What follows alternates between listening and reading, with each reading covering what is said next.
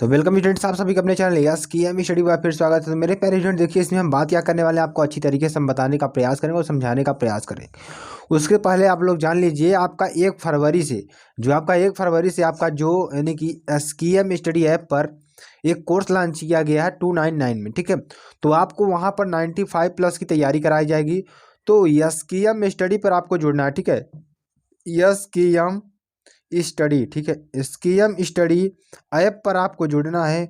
वहाँ से आपको सारी चीज़ें क्लियर हो जाएंगी। आपको जो यहाँ पढ़ाया जा रहा है इसकी सारी स्टडी मटेरियल्स आपको वहाँ अपलोड कर दी जाएंगी। ठीक है, तो आपको ज़्यादा से ज़्यादा जाना है, स्कीएम स्टडी ऐप को डाउनलोड करना है। आपकी लिंक डिस्क्रिप्शन में भी दी गई है, और जो आपका टेलीग्राम चैनल है उसकी भी लिंक डिस्क्रिप्शन में दे दी गई, वहाँ से भी आप लोग जा करके ज्वाइन हो सकते हैं। ठीक है, कक्षा 12 विषय भौतिक विज्ञान ट्रांसफार्मर की बात करेंगे, जो आपके लिए बहुत ही इंपॉर्टेंट है। ट्रांसफार्मर आपके एग्जाम में बहुत ज़्यादा पूछा जाता है। अगर आपको यहाँ पर समझ में आ जाएगा तो आगे के लिए भी आपका ट्रांसफार्मर जो है बहुत ज़्यादा पूछा जा रहा है। ठीक है, तो ये बहुत ही इंपॉर्टेंट टॉपिक हो सकता है आपके लिए, तो इसलिए आपको इसको अच्छे से समझना है और अच्छे से पढ़ना है। ठीक है, जितनी चीज़ें इसमें ट्रांसफार्मर हम बता रहे हैं आपको लिख लेना है, अच्छी तरीके से पढ़ लेना है। ठीक है, ज़्यादातर इसमें क्या आता है कि ट्रांसफार्मर में क्या होता है कि इसमें इसका सिद्धांत आता है, कार्य सिद्धांत लिखने के लिए आता है। ठीक है, इसके कितने प्रकार के होते हैं और ट्रांसफार्मर किसे कहते हैं, ये सारी चीज़ें आपको लिखने के लिए आती है। ठीक है, देखिए कक्षा 12 विषय भौतिक विज्ञान ट्रांसफार्मर की बात करेंगे, मोस्ट इंपॉर्टेंट टॉपिक है आपका ये, जो आपके एग्जाम में बहुत ज़्यादा पूछा जा रहा है। ठीक है, चलिए आपको आगे बताते हैं हम। ठीक है, तो यहाँ पे देखिए जो आपकी चीज़ें हैं सारी उसको हम क्लियर करेंगे। यहाँ पे आपको क्या दिया है, ट्रांसफार्मर। ठीक है, ट्रांसफार्मर में अगर हम देखेंगे, ट्रांसफार्मर किसे कहते हैं, जो यंत्र यानी कि जो यंत्र उसे दी गई फ्रीक्वेंसी और पावर में बदलाव किए बिना, यानी कि ऐसा यंत्र, यहाँ पे लिख सकते हैं ऐसा यंत्र।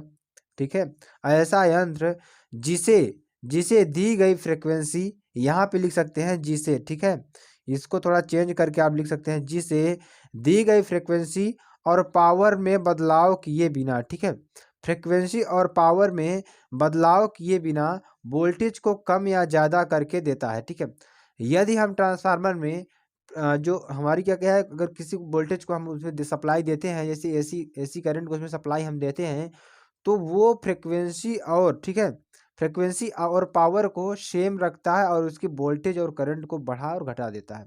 बस इतना सा आपको समझ में आ गया होगा।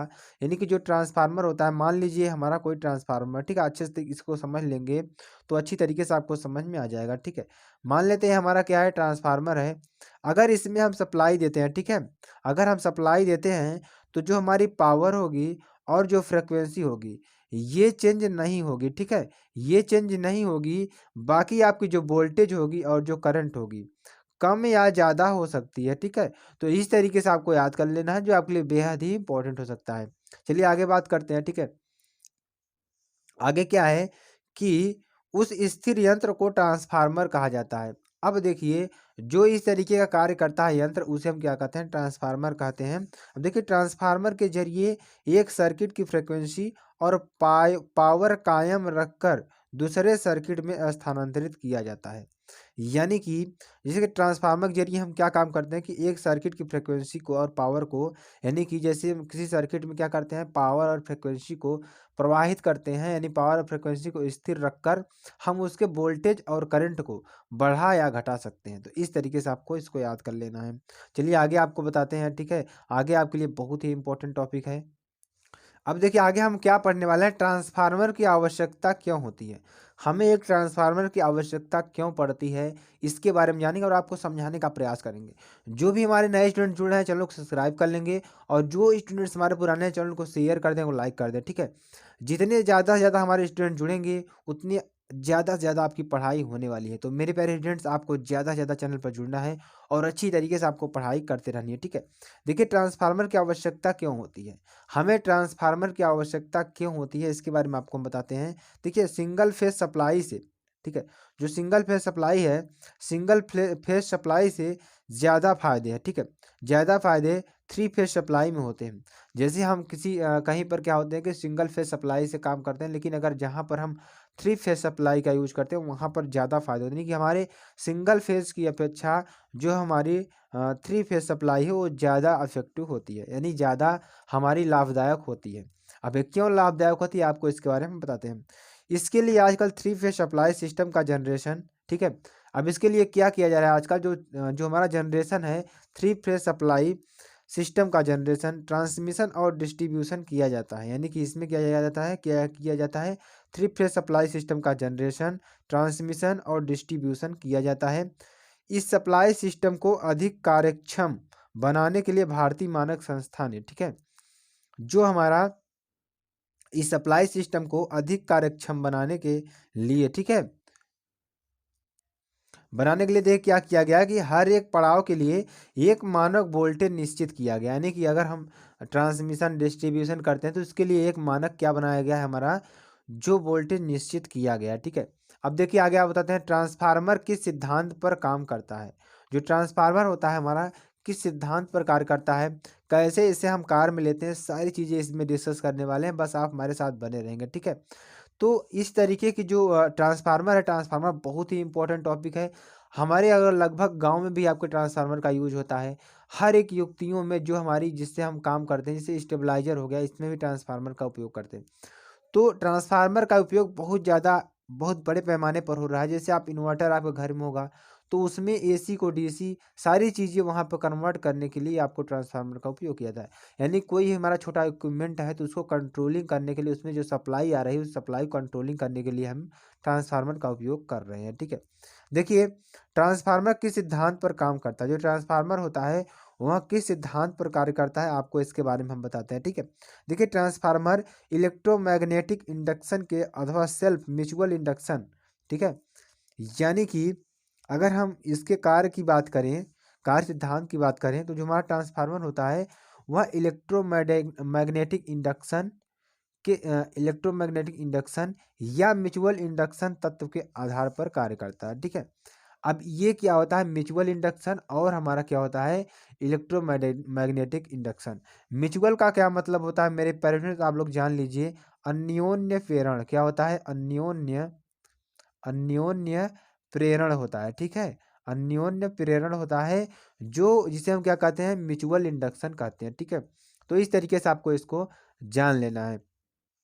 देखिए अब इसका मतलब क्या होता है, हम आपको इसके मतलब के बारे में बताते हैं, ठीक है। यानी कि मतलब जब किसी बदलते चुंबकीय क्षेत्र में कोई दूसरी कॉइल स्थिर रखी जाती है, ठीक है। जैसे हम कह दें कोई हमारा क्या है बदलता हुआ चुंबकीय क्षेत्र है, वहां पर सप्लाई हमें दी जा रही है, तो कोई दूसरी कॉइल स्थिर रखी जाती है, तब वहां बदलती चुंबकीय रेखाएं स्थिर रखी कॉइल के कंडक्टर की वजह से कट जाती हैं, ठीक है। यानी कि क्या होता है कि जब हम एक कॉइल में सप्लाई सप्लाई क्या होते हैं सप्लाई भेजते हैं, तो उसके निकट जो हमारी कॉइल रखी होती है, ठीक है, चुंबकीय रेखाएं स्थिर कॉइल के कंडक्टर की वजह से कट जाती हैं, और इस वजह से फैराडे के इलेक्ट्रोमैग्नेटिक इंडक्शन तत्व के अनुसार पर स्थिर रखी कॉइल में ईएमएफ का निर्माण होता है। यानी कि हम आपको समझाने का प्रयास करते हैं।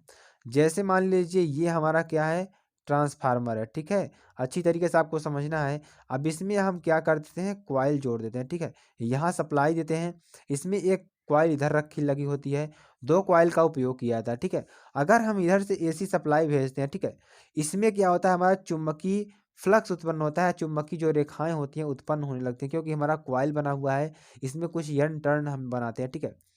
अभी आपको समझाएंगे पूरी चीज़ें। तो अगर यहाँ पर देखिए एक ईएमएफ उत्पन्न होता है, अगर इसमें ईएमएफ उत्पन्न होगा तो जो हमारे पास में रखी दूसरी तरफ कुंडली कॉइल है इसमें भी ईएमएफ उत्पन्न होने लगेगा। इस तरीके से इसको आपको याद करना है।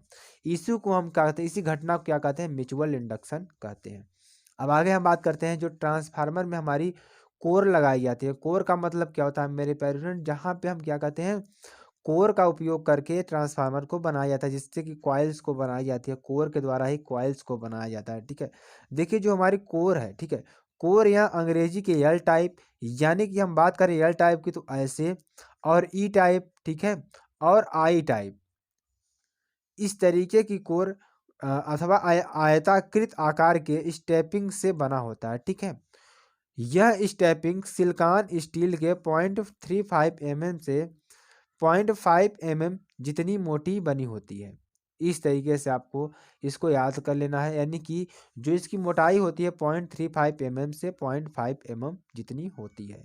तो इस तरीके से आपको इसको याद कर लेना है, जो आपके लिए बेहद ही इंपॉर्टेंट है, ठीक है। इस तरीके से हमें क्या ज्ञात होता है हम आपको बताते हैं। इस तरह की अनेकों स्टेपिंग्स आपस में एक दूसरे से इंसुलेटेड करके लैमिनेटेड कोर बनाया जाता है। कोर बनाने के लिए सिलिकॉन स्टील का उपयोग किया जाता है, क्योंकि इससे हिस्टेरेसिस लॉस कम होता है और कोई लैमिनेटेड बनाने से एडी करंट लॉस कम होता है। इस तरीके से आपको इसको याद कर लेना है। चलिए आगे आपको बताते हैं, ठीक है। Transformer windings.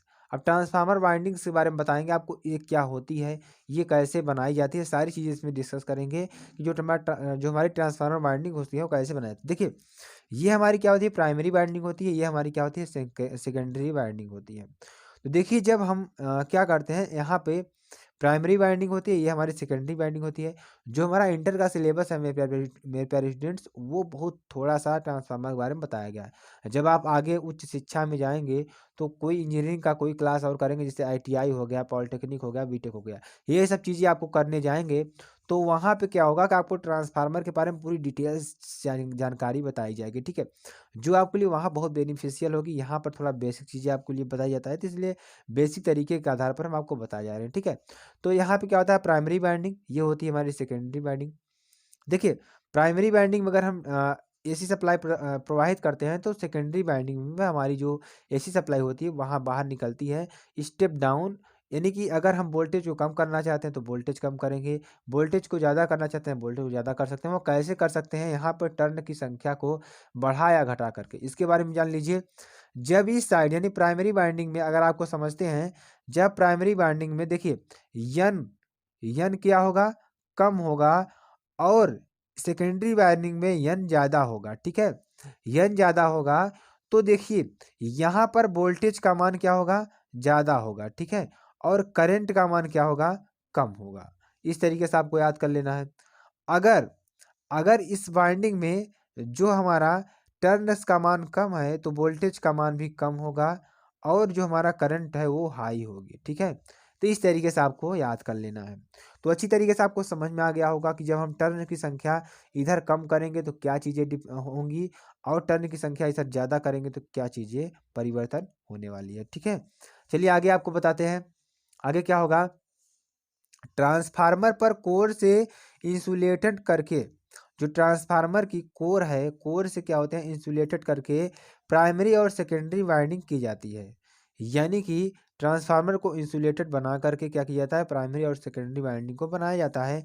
जिस वाइंडिंग को सप्लाई दिया जाता है, नहीं जिस वाइंडिंग को हमें क्या किया सप्लाई दिया जाता है, उसे प्राइमरी वाइंडिंग कहा जाता है। यानी कि हमेशा जिस वाइंडिंग में हम सप्लाई देंगे उसे हम क्या कहेंगे, प्राइमरी वाइंडिंग कहेंगे, और जिस वाइंडिंग से लोड के लिए सप्लाई लिया जाता है उसे हम सेकेंडरी वाइंडिंग कहते हैं। यानी जिस वाइंडिंग से हम लोड को जोड़ते हैं उसे हम क्या कहते हैं, सेकेंडरी वाइंडिंग का नाम देते हैं। तो इस तरीके से आपको याद कर लेना है। जैसे कि देखिए, ये हमारी प्राइमरी वाइंडिंग है, इससे हम सप्लाई हमेशा देंगे, और ये हमारी सेकेंडरी वाइंडिंग है, इससे सप्लाई हमेशा लेंगे। तो इस तरीके से आपको इसको याद कर लेना, जो आपके लिए बेहद ही इंपॉर्टेंट है, ठीक है। अब देखिए, हम आपको समझाते हैं ट्रांसफार्मर की कार्य पद्धति, ट्रांसफार्मर कैसे काम करता है, ये सारी चीज़ों का आपको सामने डिस्कस करेंगे और आपको अच्छी तरीके से समझाने का प्रयास करेंगे। देखिए, जब ट्रांसफार्मर की प्राइमरी वाइंडिंग में, जो ट्रांसफार्मर की हमारी प्राइमरी वाइंडिंग होती है, हमने आपको बताया ना, ट्रांसफार्मर की प्राइमरी वाइंडिंग में AC सप्लाई दी जाती है। क्या दी जाती है, AC सप्लाई दी जाती है। तब प्राइमरी वाइंडिंग के चारों ओर बदलती चुंबकीय रेखाएं निर्माण होती हैं। जब हम देखिए, हम आपको अभी समझाएंगे, जब हम प्राइमरी वाइंडिंग में क्या करते हैं, AC सप्लाई को देते हैं, तो उसमें क्या होती है, चुंबकीय रेखाएं हमारी क्या उत्पन्न हो जाती हैं, ठीक है, जिसके कारण स्थिर कंडक्टर से कट जाती, क्या हो जाती है, स्थिर कंडक्टर से हमारी क्या हो जाती, कट जाती हैं, ठीक है। और प्राइमरी वाइंडिंग में सेल्फ इंड्यूस्ड EMF का निर्माण होता है। इसमें क्या होता है, सेल्फ इंड्यूस्ड EMF का क्या होता है, निर्माण होता है।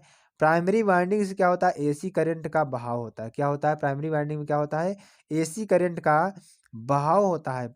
इस वजह से प्राइमरी वाइंडिंग के चारों ओर बदलते फ्लक्स निर्माण होते हैं। यानी कि क्या कर रहा है कि AC करंट का बहाव होगा, इस वजह से क्या होता है कि प्राइमरी वाइंडिंग के चारों ओर बदलते फ्लक्स का हमें क्या होता है, निर्माण होता है, ठीक है। तो इस तरीके से आपको याद कर लेना है। अब देखिए, प्राइमरी फ्लक्स कोर के माध्यम से, जो प्राइमरी फ्लक्स होता है कोर के माध्यम से बहकर सेकेंडरी वाइंडिंग तक क्या होते हैं, पहुंचते हैं। ठीक है, यानी कि जो प्राइमरी फ्लक्स होते हैं कोर के माध्यम से बहकर सेकेंडरी वाइंडिंग तक क्या होते हैं, पहुंचते हैं।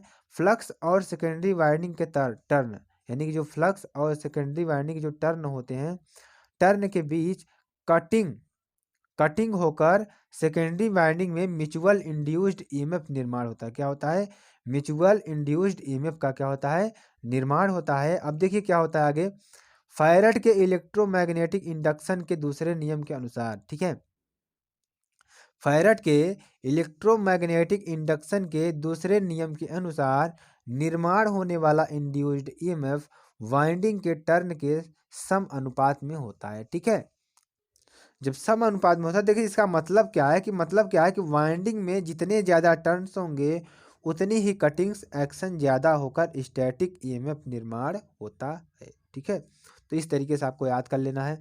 चलिए आगे आपको बताते हैं, जब सेकेंडरी वाइंडिंग को लोड से जोड़ा जाता है, इस तो प्राइमरी वाइंडिंग हो गई, लेकिन जब सेकेंडरी वाइंडिंग को किससे जोड़ा जाता है, सर्किट पूरा होकर वाइंडिंग से करंट फ्लो होने लगता है। देखिए जब सेकेंडरी वाइंडिंग को लोड से जोड़ा जाता है, किससे, लोड से अगर हम जोड़ देते हैं तब सेकेंडरी का सर्किट पूरा होकर वाइंडिंग से करंट फ्लो होने लगता है। यानी कि जब हम लोड को उससे जोड़ देते हैं तो हमारा जो सर्किट होता है क्या होता है, पूरा हो जाता है। ठीक है, पूरा हो जाता है। जैसे देखिए अगर हम यहाँ से यहाँ तक सर्किट दौड़ा दें, ठीक है, यहाँ से यहाँ तक सर्किट दौड़ा दें, यहाँ पर कोई कनेक्शन ना करें तो इसमें करंट फ्लो नहीं होगा। लेकिन यहीं पर अगर हम बल्ब एक लगा देते हैं तो क्या होता है, हमारा करंट पूरा फ्लो होने लगता है, पाथ मिल जाता है। ठीक है, तो वही बात उसमें कह रहा है कि अब आगे बताते हैं, फ्लो होने लगता है और इस तरह लोड को इलेक्ट्रिक पावर प्रदान की जाती है। इस प्रकार ट्रांसफार्मर काम करता है। तो ठीक है, ये आपको समझ में आ गया होगा। चलिए आगे आपको बताएं ट्रांसफार्मर के प्रकार। ठीक है, अब देखिए ट्रांसफार्मर कितने प्रकार के होते हैं। ट्रांसफार्मर रचना के प्रकार पर और वोल्टेज के आधार पर लिया जाता है। ठीक है, तो देखिए रचना के आधार पर core type transformer, shell type transformer और बेरी टाइप ट्रांसफार्मर होते हैं। इतना आपको समझ में आ गया होगा। ये आपकी रचना के आधार पर लिया जाता है। कोर टाइप का रचना कुछ होगा, सेल टाइप की रचना कुछ होगी, वेरी टाइप की रचना कुछ होगी। तो ये आपको डिटेल में पढ़ाया जाएगा आगे। देखिए वोल्टेज के आधार पर जो करंट होता है, जो ट्रांसफार्मर होता है, स्टेप अप ट्रांसफार्मर होता है, स्टेप डाउन ट्रांसफार्मर होता है। स्टेप अप का मतलब क्या होता है, जो वोल्टेज को बढ़ा दे, और स्टेप डाउन का मतलब होता है जो वोल्टेज को घटा दे। इससे आपको याद कर लेना है। तो मेरे प्यारे स्टूडेंट देखिए ज़्यादा ज़्यादा आपको बता दें कि एसक्यूएम स्टडी, ठीक है, एसक्यूएम स्टडी ऐप आपके लिए लाया गया है। 1 फरवरी से आपकी क्लासेस शुरू हो रही हैं। तो आपको ज़्यादा से ज़्यादा मेरे प्यारे बच्चों आपको वहाँ पे जुड़ना है। आपको वहाँ पे 95 प्लस की तैयारी कराई जाएगी। जो बच्चे हमसे जुड़ेंगे उनको 95 प्लस की तैयारी कराई जाएगी। ठीक है, बहुत ही अच्छी तरीके से आपको बताया जाएगा। जो भी चीज़ें होंगी आपको एकदम डिटेल में, बेसिक चीज़ें आपको ये 2 महीने के अंतर्गत आपको सारी चीज़ें वहाँ पे क्लियर हो जाएंगे। ठीक है, तो मेरे प्यारे स्टूडेंट्स आपको ज़्यादा से ज़्यादा स्टूडेंट्स को जुड़ना है और उसकी वैधता आपको 1 साल की होगी। ठीक है, अगर आपके घर में कोई पढ़ भी रहा होगा तो उसको भी आप दे सकते हैं, पढ़ सकता है, कोई दिक्कत नहीं। अगर आप कोर्स एक बार परचेज कर लिए हैं तो आपके जो घर में जो बच्चा होगा उसको आपको दे सकते हैं। ठीक है, चलिए आगे आपको बताते हैं और आपको समझाने का प्रयास करते हैं। ठीक है, तो इस तरीके से आपको वहाँ पे प्ले स्टोर में जाना है। आपको लिंक डिस्क्रिप्शन में भी दे दिया गया है एसकेएम स्टडी ऐप का, तो वहाँ से भी आप लोग डाउनलोड कर सकते हैं। फिर मिलते हैं नेक्स्ट वीडियो में नए टॉपिक के साथ। जय हिंद, जय भारत।